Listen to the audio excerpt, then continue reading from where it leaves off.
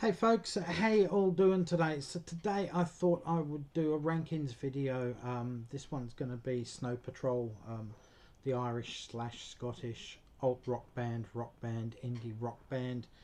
Um, because I haven't seen a video ranking their albums on YouTube, so I thought I'll be the first to do it and see what happens and see what the interest is in there. Anyway, the band formed in 1994. They've released 7 studio albums. All are very good to absolutely brilliant in my opinion. There's not a bad album.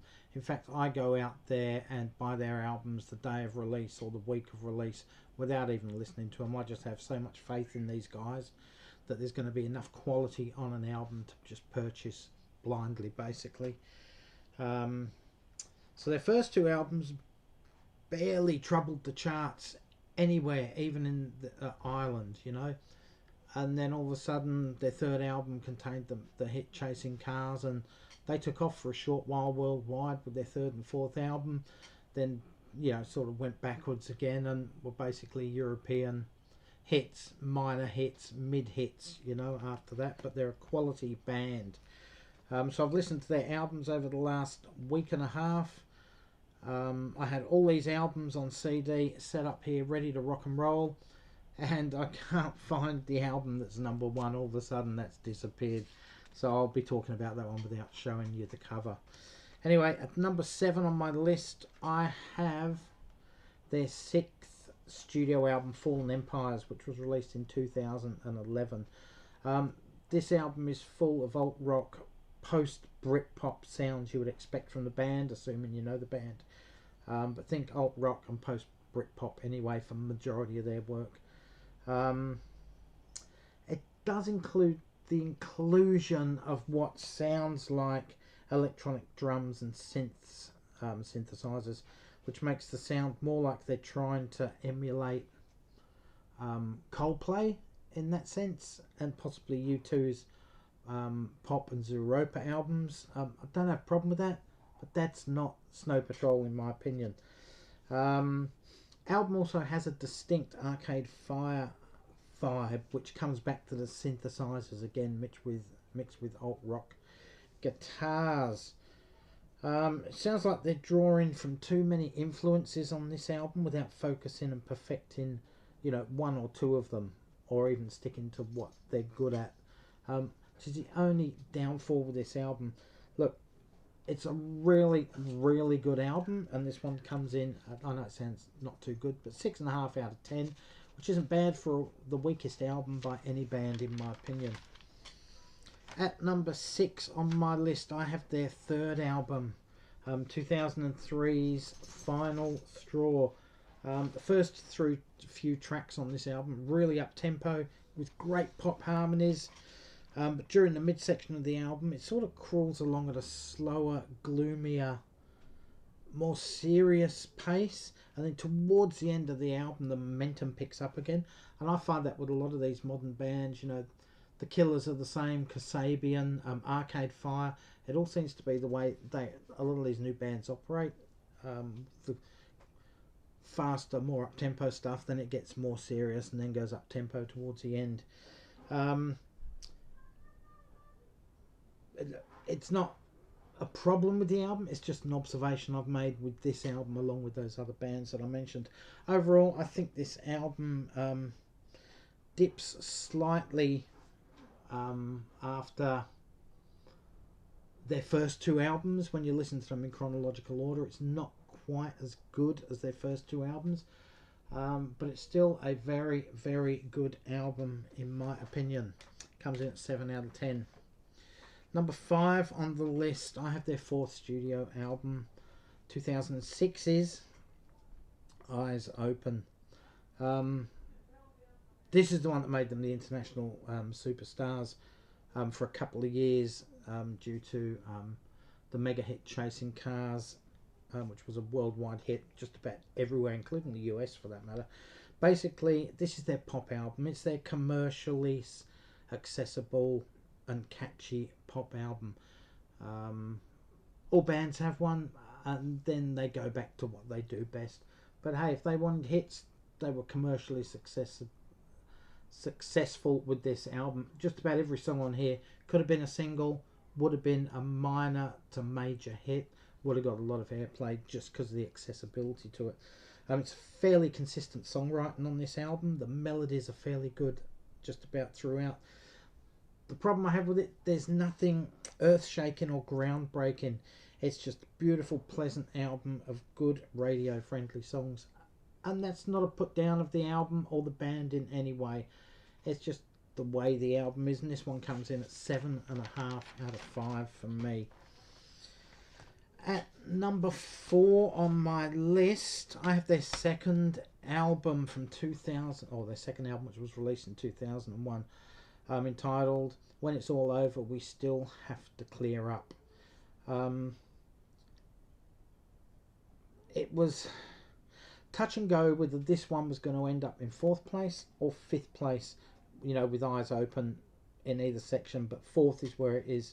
I eventually put this one ahead of that one because I don't listen to it as much as Eyes Open, simply because that's a catchier, more accessible album to just put on in the car and listen to, or at home when you're doing stuff. Plus, this one didn't have any hits on it, or any major hits. So it wasn't played to death on the radio, for 6-9 months, just like Chasing Cars was, which led to the detriment of that one, which put that one in 5th place and this one in 4th place.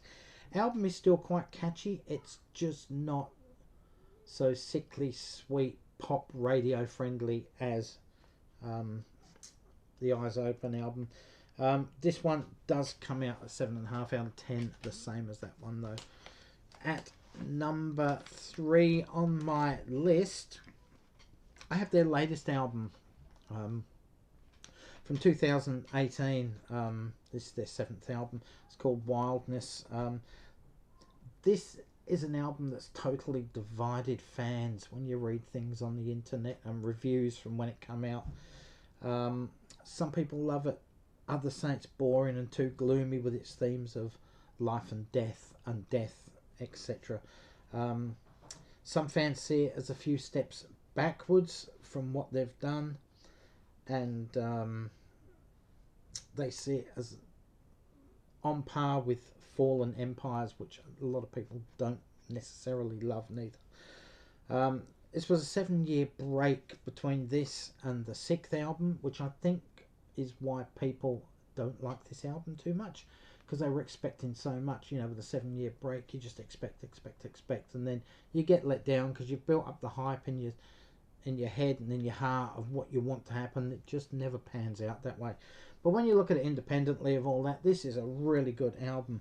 Yeah, the songs are darker and more somber than previous albums, but I see it as their mature album, their growing up album, the one that not necessarily sets them apart from what they've done in the past, but the one that unites everything they've done in the past. And just as they've matured now, over 15 years, almost 20 years, that they've aged, life experiences, and that's the way I view this album. This one comes in a really good 8 out of 10. Shame about the album cover, that would come in at a 2 out of 10. But we're not discussing album covers.